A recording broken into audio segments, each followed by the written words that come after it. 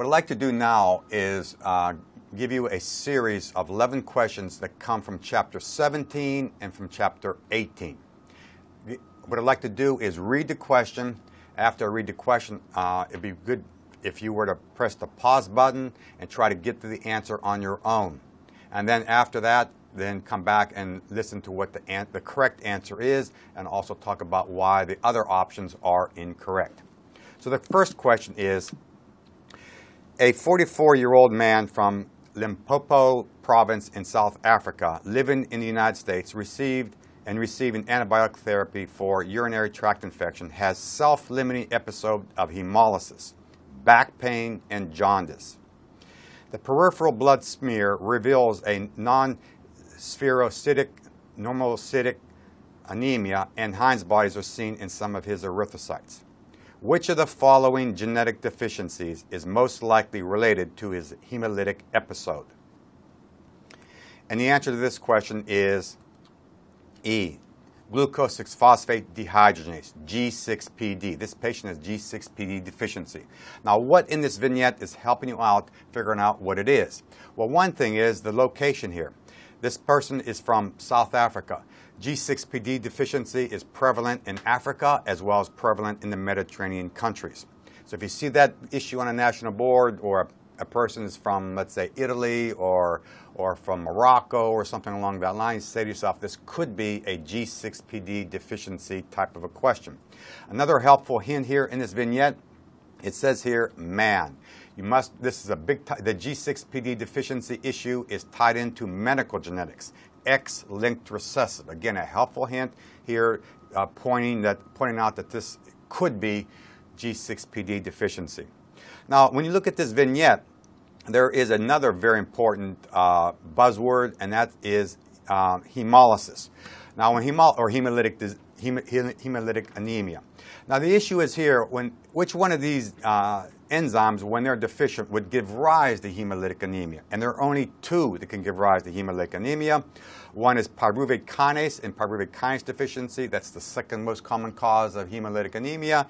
And G6PD deficiency is the number one most common cause of hemolytic anemia. So the issue there is, how do we know it's option E and not option B?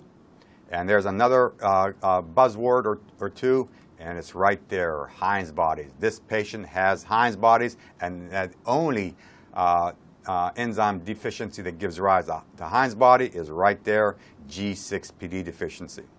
Pyruvate kinase deficiency will not give rise to Heinz bodies. That's why the answer is E and not B.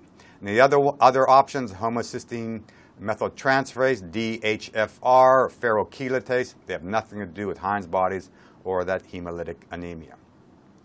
Next question. Based on that previous vignette, which of the following sets of laboratory tests result would most likely be obtained from this patient? And the answer to this question is C. They would have normal direct bilirubin, elevated indirect bilirubin, and there'll be no urinary bilirubin. Now, the reason for this is in any of those hemolytic diseases, there's massive hemolysis going on, and all that bilirubin being generated in the destruction of the erythrocyte heads over to the liver. And as a result, that's indirect bilirubin. That's why it's increased. But once that bilirubin gets to the liver has a large capacity to deal with that excess bilirubin and conjugates it normally. That's why the direct bilirubin is normal. Because direct bilirubin is normal, it'll be actively transported into the bile, then into the intestine. Because it's not backing up into the blood, that's why there is no bilirubin in the urine. It goes into the intestine, absent in the urine. Now, of these other options, option B there, is there any pathology that you might expect to see increased direct, increased indirect, and urinary bilirubin being present? And the answer is yes. For example, hepatitis or any type of cirrhosis of the liver would give rise to increased bilirubin. That's direct and indirect, as well as urinary bilirubin being present. Now, why is that again? from chapter 17, and the reason for this is because in hepatitis or alcoholic cirrhosis or any of those problems with the liver just doesn't know what to do very well. The bilirubin can head over to the liver may or may not want to conjugate that bilirubin. If it doesn't want to conjugate it, it can put it back into the blood, and there it is, increased indirect bilirubin. If it does conjugate it, it may or may not want to actively transport it into the bile and get rid of it that way. If it doesn't want to actively transport it, it can back up into the blood, and there it is, increased direct bilirubin. If the direct bilirubin backs up into the blood, it can then be filtered into the urine because it's water soluble, and there it is, that urinary bilirubin would be present in the situation of hepatitis. Next question. Which enzymes are responsible for producing the direct donors of nitrogen in the pathway producing urea?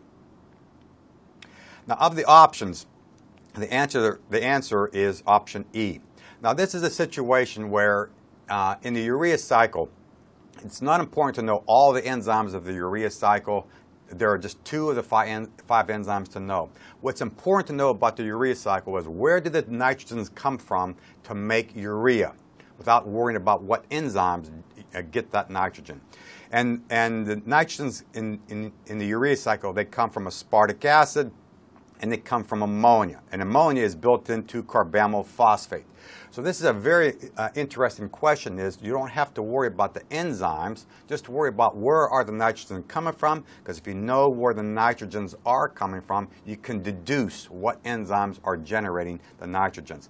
So the answer here is the aspartate aminotransaminase transferase, or the carbamyl phosphate synthase.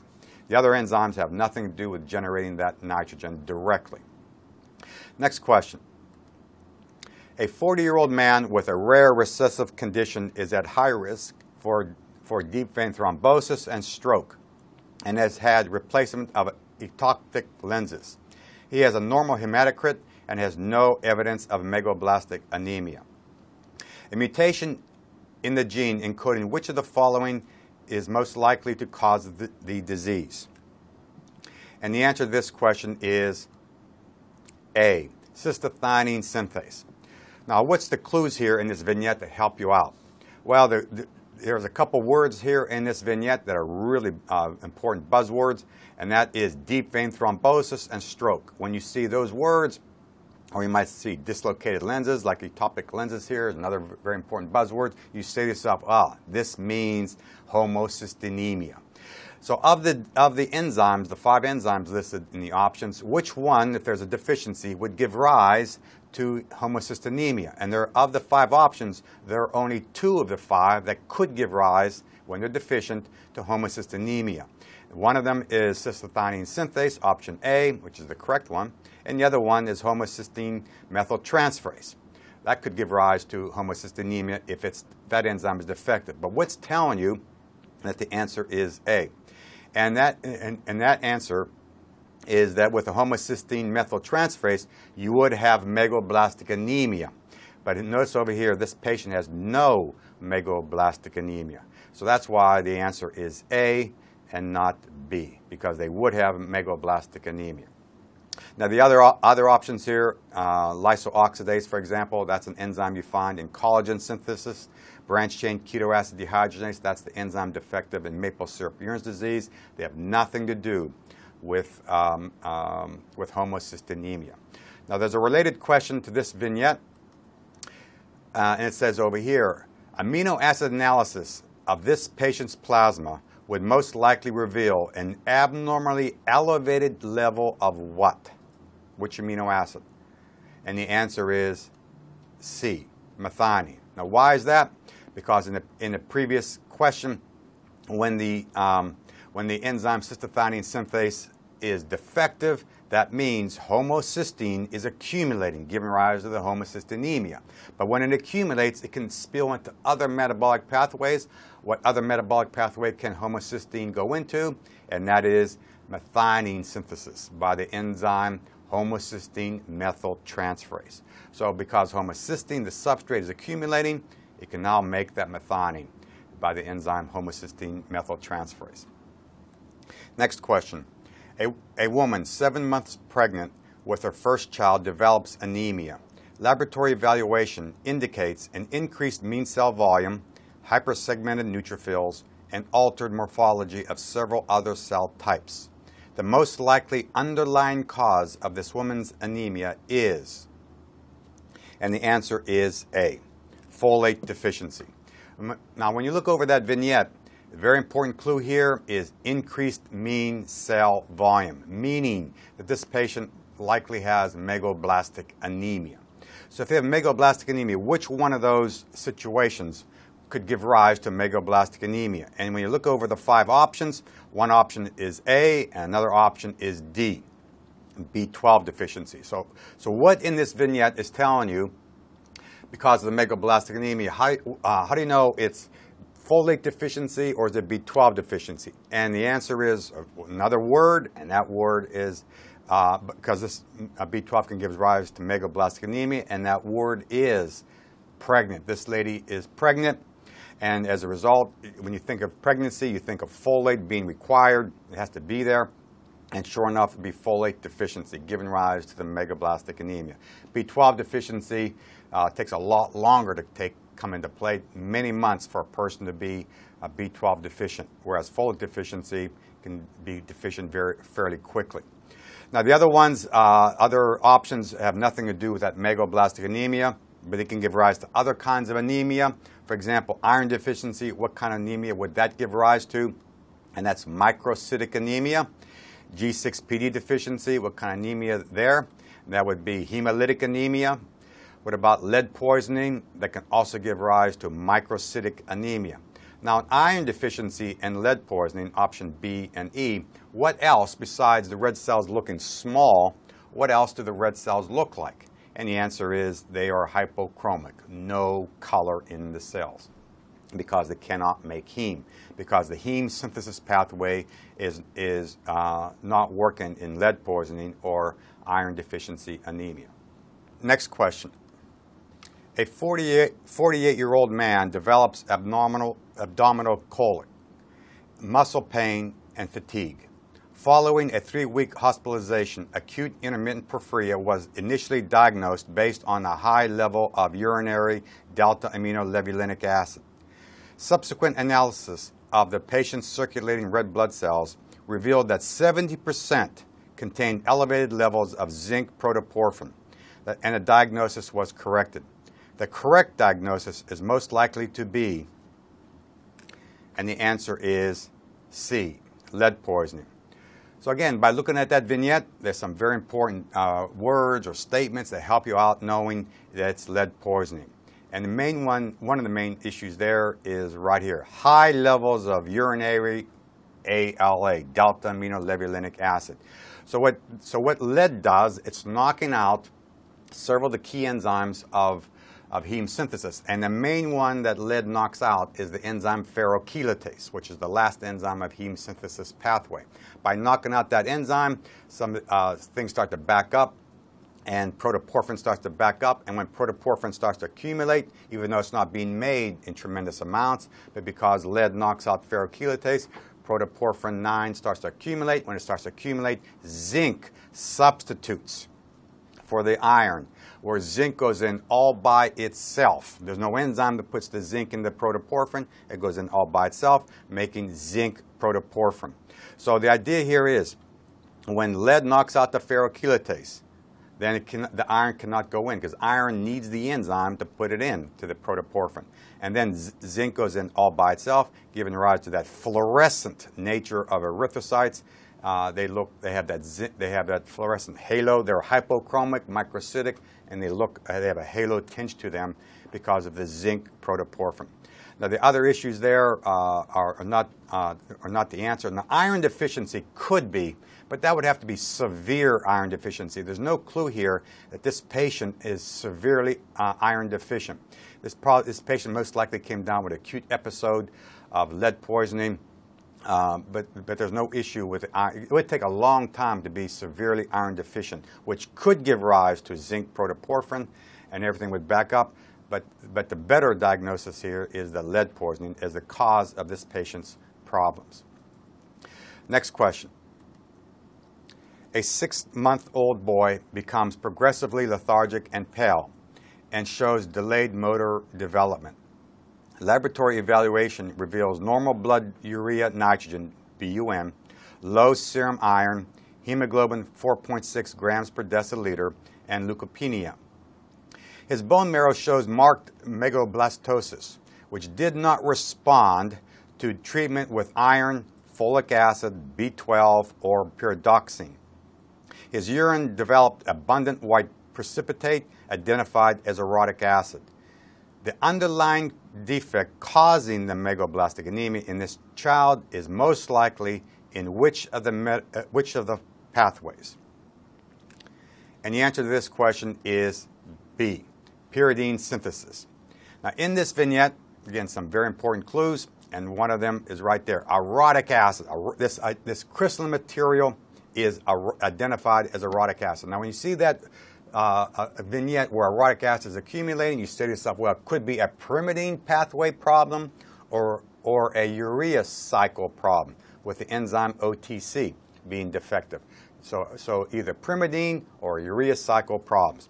So here it is. It could be option C, which is urea synthesis. That could be the problem. And all the other ones have nothing to do with orotic acid. Homocysteine metabolism, uric acid synthesis, or heme synthesis. So now, what in this vignette is telling us it's option B, pyrimidine, and not C, the urea synthesis problem. And probably, now this patient also has a normal BUN. This patient has normal BUN. In urea synthesis, there would be a decreased BUN. But this patient's BUN, blood urea nitrogen, is normal. So that's telling you there's nothing wrong with urea cycle, nothing wrong with urea synthesis. Therefore, it must be pyrimidine synthesis is where the defect lies.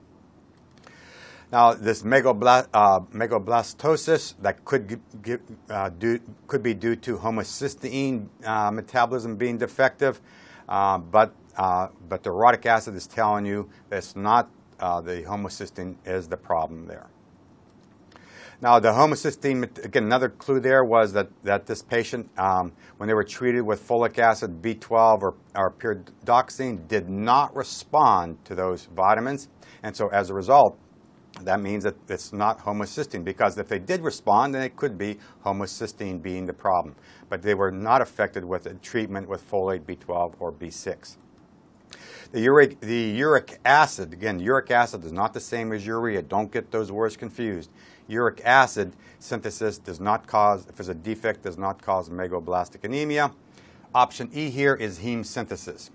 Now, heme synthesis, if there's a defect there, would have no effect on orotic acid. But this patient does have elevated orotic acid in the blood, so that's why you can eliminate option E, heme synthesis. Next question. Patients with Lesch-9 syndrome have hyperuricemia, indicating an increased biosynthesis of purine nucleotides and markedly decreased levels of hypoxanthine phosphorybosyl transferase, HPRT. The hyperuricemia can be explained on the basis of a decrease in which regulator of purine biosynthesis? Now, the answer to this question is option D, IMP. Now, this enzyme, hypoxanthine phosphorybosyl transferase, it's called HPRT, but on the national board you might also see it called HGPRT for hypoxanthine guanine phosphorybosyl transferase. Just be aware, two different ways to say the same enzyme. Now, this question is asking about what of the following 5 option substances is a regulator of purine biosynthesis. Now, in purine synthesis, there's only one enzyme you've got to be concerned of, and that's the enzyme, the aminotransferase. So which one of these 5 substances affect the aminotransferase? And the answer is IMP. Now, of the options, it could have been in regulating that purine biosynthesis. One of the options could have been AMP or GMP, and they would also be the correct answer. But in this particular vignette, it's IMP. So any of those 3 purine nucleotides inhibit the aminotransferase, regulating purine biosynthesis. Next question. The cancer drug 6-mercaptopurine is deactivated by the enzyme xanthine oxidase. A cancer patient being treated with 6-mercaptopurine develops hyperuricemia, and the physician decides to give the patient allopurinol. What effect will allopurinol have on the activity of 6-mercaptopurine? And the answer to this question is C, enhanced retention and potentiation of activity. So again, the issue here is, what does xanthine oxidase do in metabolism? That's the enzyme that converts the purines, xanthine, hypoxanthine, and guanine to uric acid. So allopurinol inhibits that enzyme by non-competitive means. So by inhibiting the xanthine oxidase, then this 6-mercaptopurine, which is an analog of purines, that enzyme, that substance 6-mercaptopurine, would be metabolized by xanthine oxidase to a uric acid derivative, and it would back up, causing the gouty episodes. But the important feature is, by inhibiting that enzyme, xanthine oxidase, the 6-mercaptopurine will not be destroyed by xanthine oxidase and converted to some urinary product. It will not be destroyed, and it will stay in the body, enhancing retention and potentiation of activity as an anti-tumor drug. Now, what does that enzyme, what does this molecule do, 6-mercaptopurine?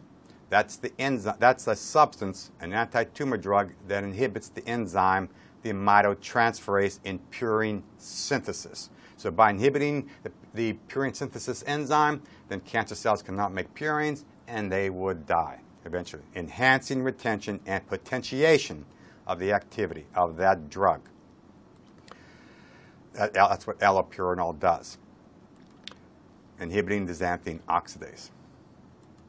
The last question is, resistance of neoplastic cells to the chemotherapeutic effect of 6-mercaptopurine would most likely involve loss or inactivation of a gene encoding, and the answer is B, hypoxanthine phosphorybosyl transferase. Remember, on the national board, this enzyme might also be called hypoxanthine guanine phosphorybosyl transferase, HGPRT. Now, what does this enzyme do? This enzyme salvages purines like hypoxanthine and guanine to the nucleotide level.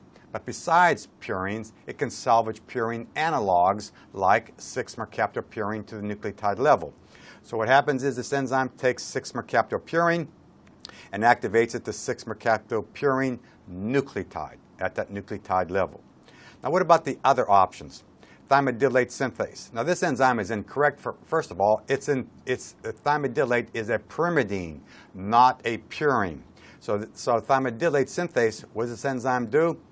It converts deoxy-UMP to deoxy-TMP. But that's what the enzyme does. This question deals with purines, not pyrimidines. That's why the answer is not A. Option C, purine nucleoside phosphorylase, also called PNP. What does this enzyme do? This enzyme converts nucleosides to the bases by removing ribose as ribose phosphate, because that surname phosphorylase uses inorganic phosphate to cleave sugars off. In this case here, ribose is cleaved off as ribose phosphate, generating as the other product the purine bases. Option D, orotic acid phosphoribosyl transferase. Now, this is an enzyme that's involved in pyrimidine metabolism. Why? Because orotic acid is a pyrimidine, not a purine. But this enzyme salvages orotic acid to the nucleotide level. But again, this question is dealing with purines, not pyrimidines. Now, the last enzyme, adenosine deaminase, that well-known enzyme. What does ADA do? By the name of the enzyme tells you what it does. Adenosine deaminase. So the substrate is adenosine, which is equal to adenine plus ribose, and what the enzyme does, pops the amino group from the 12 o'clock position to make inosine, which is equal to hypoxanthine, the base, plus ribose, which is now called inosine nucleoside. That's why the answer is not E.